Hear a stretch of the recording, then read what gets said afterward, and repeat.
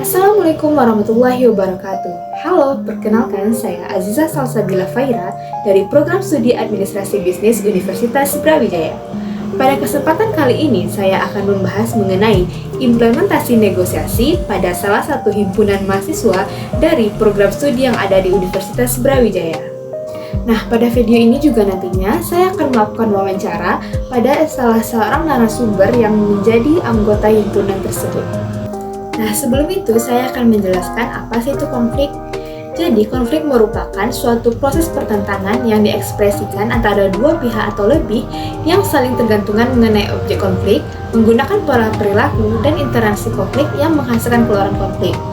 Nah, pada masa tradisional, konflik ini dianggap suatu hal yang mengganggu dan harus dihindari, karena dapat mengganggu kinerja suatu organisasi. Namun menariknya, pada era saat ini, konflik justru merupakan suatu hal yang sengaja diciptakan. Hal ini bertujuan untuk membuat anggota organisasi dapat bekerja secara efektif, berpikir kritis dan kreatif, serta tanggap dalam menghadapi masalah.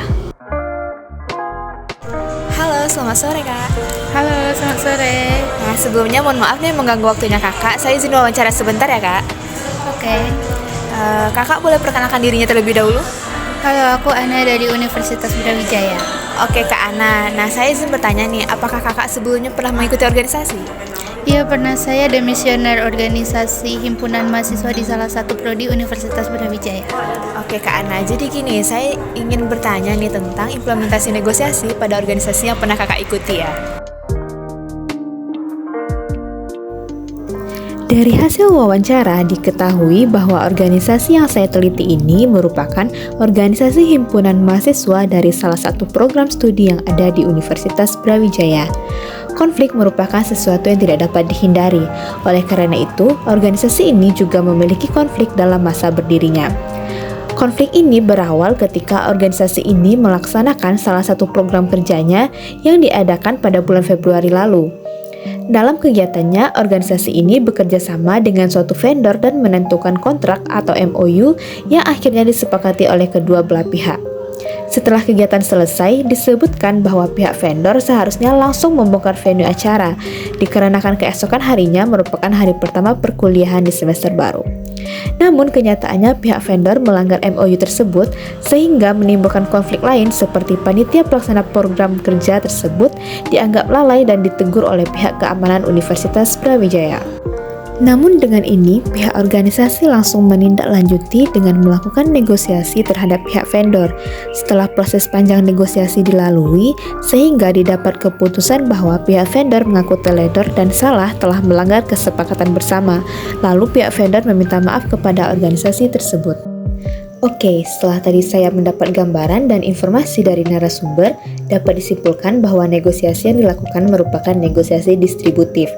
Negosiasi distributif adalah negosiasi yang menempatkan salah satu pihak pada posisi menang dan pihak lainnya mengalami kekalahan. Pada dasarnya, kegiatan tawar-menawar ini menentukan siapa yang akan mendapatkan bagian terbaik dari negosiasi. Dalam konteksnya, pihak organisasi himpunan mahasiswa ini jelas memiliki peluang yang besar dalam memenangkan negosiasi ini. Mereka menilai target dan melihat titik resistensi dari pihak vendor bahwa pihak vendor telah melakukan kesalahan telak. Sehingga pihak himpunan mahasiswa ini menjadi pihak yang memenangkan negosiasi distributif ini. Selanjutnya kita melihat pada proses negosiasi yang dilakukan. Menurut saya, strategi dalam proses negosiasi yang dilakukan pihak himpunan mahasiswa ini merupakan strategi persaingan. Strategi persaingan menurut Perini dan T. Rappel tahun 2014 adalah pencarian posisi bersaing yang menguntungkan dan bertujuan untuk mencari kekuatan. Di sini, pihak organisasi ingin mempertahankan haknya atas apa yang disepakati dalam MOU dengan vendor. Namun, jika dilihat dari pihak vendor sendiri, ini merupakan strategi akomodasi. Strategi ini biasanya dilakukan untuk menjaga hubungan baik dengan pihak lawan dan digunakan ketika jelas bahwa kita merupakan pihak yang salah. Nah, itulah tadi penjelasan mengenai implementasi negosiasi studi kasus pada salah satu organisasi himpunan mahasiswa yang ada di Universitas Brawijaya. Dengan adanya kasus ini dapat kita pelajari bahwa konflik merupakan suatu hal yang tidak dapat dihindari, namun dampak atau penyelesaiannya lah yang menjadi pilihan tentang bagaimana cara suatu pemimpin atau organisasi dapat menyelesaikan masalahnya.